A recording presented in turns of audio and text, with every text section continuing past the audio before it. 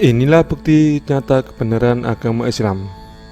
Kebenaran Islam dapat dipahami dengan jelas, yaitu jelas sejarahnya dan jelas juga ajarannya.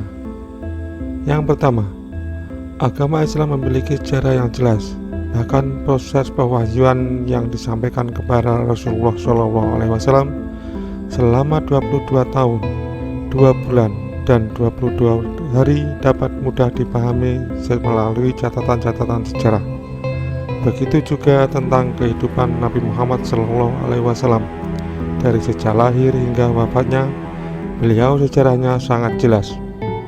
Yang cukup menarik adalah tentang nama Islam itu sendiri, yang berasal dari bahasa Arab yang artinya selamat sentosa, dan dari kata salima yang dibentuk kata aslama, yang memiliki arti tunduk, patuh, taat, dan berserah diri. Islam adalah nama pemberian dari Allah Subhanahu wa Ta'ala. Itulah yang membedakan antara Islam dengan agama lainnya. Kalau agama lain diberi nama dengan sesuatu, ada yang diberi nama dengan nama pendirinya, tempat agama itu lahir, dan tempat di mana agama itu berkembang. Di Persia ada agama Zoroaster. Agama ini disandarkan kepada nama pendirinya, yaitu Zoroaster. Agama Buddha adalah berasal dari Siddhartha Gautama Buddha.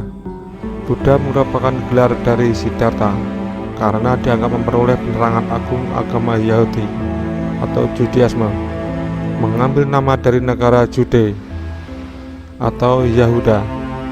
Hindu merupakan kumpulan dari macam-macam agama dan dianggap tentang dunia dari orang India. Lembah Sungai Sindus. Agama Kristen adalah nama berasal dari pengajarnya, yaitu Yesus Kristus, dan pengikutnya Kristus disebut pula orang Kristen. Kaum muslimin biasanya menyebut agama Kristen dengan sebutan agama Nasrani karena didasarkan dari daerah asal Yesus, yaitu Nazaret.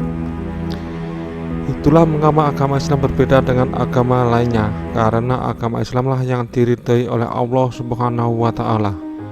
Firman Allah, sesungguhnya agama yang diridhai di sisi Allah adalah agama Islam. Al-Quran Surat Al-Imran ayat 19. Menurut Maududi, nama Islam menunjukkan suatu sifat, yaitu berserah diri dan patuh kepada perintah, yang memberi perintah dan menjauhi larangannya tanpa membantah.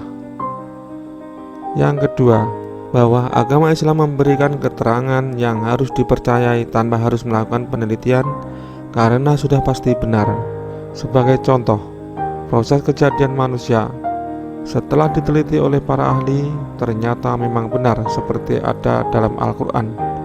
Padahal kita tahu zaman dulu mana ada laboratorium, alat-alat canggih, tapi Al-Quran telah menjelaskannya.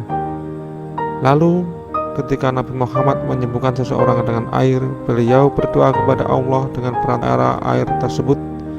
Setelah diteliti ternyata air yang diberi doa akan mengalirkan ion positif. Luar biasa bukan? Baru tahun-tahun belakangan rahasia itu terkuak. Padahal kala itu beliau Nabi Muhammad SAW telah melakukan hal itu. Yang ketiga, dengan melakukan perbandingan terhadap agama lain. Agama Kristen menganggap Yesus adalah anak Tuhan. Kalau Tuhan beranak, seharusnya Yesus tidak mati. Masa Tuhan mati hanya karena ingin menolong umatnya? Itulah kenapa Islam berbeda dengan agama lain. Jika Anda orang Kristen, pasti juga akan menyindir agama Islam, kan? Mana Tuhannya umat Islam yang tidak kelihatan? Mungkin seperti itu sindiran Anda, tapi saya akan menjelaskan bahwa Allah itu ada, sifatnya gaib. Kalau Anda percaya adanya jin, setan, iblis, dan malaikat, mengapa Anda tidak percaya adanya Allah? Kamu pernah melihat orang kesurupan, kan? Tanyakan pada orang yang kesurupan apa yang terjadi. Mungkin ia akan menjawab, ada yang menggangguku. Padahal orang yang tahu ia kesurupan tidak melihat siapa yang mengganggu. Ada sesuatu yang tetapi gaib. Kamu pasti tahu Allah memiliki sifat-sifat yang tidak bisa dimiliki oleh Tuhan lainnya, yaitu sifat wajib. Allah itu maha mendengar, dia dapat mendengar seluruh doa manusia, bahkan meskipun berdoa dalam hati. Sifat ini tidak dimiliki oleh Yesus dan Siddhartha. Jika kamu hidup pada masanya, coba kamu tanyakan pada mereka, apa yang sedang saya pikirkan? Tentulah mereka tidak bisa menjawab karena mereka tidak memiliki sifat maha mendengar. Allah juga memiliki sifat maha melihat. Dia dapat melihat apapun meskipun bersembunyi di bawah tanah, sekalipun. Sifat ini tidak bisa dimiliki oleh Yesus, Siddhartha, dan Tuhan lainnya. Jika mereka disuruh untuk memberitahu di mana Pulau Jawa saat itu, tentulah mereka tidak tahu karena mereka tidak memiliki sifat maha melihat.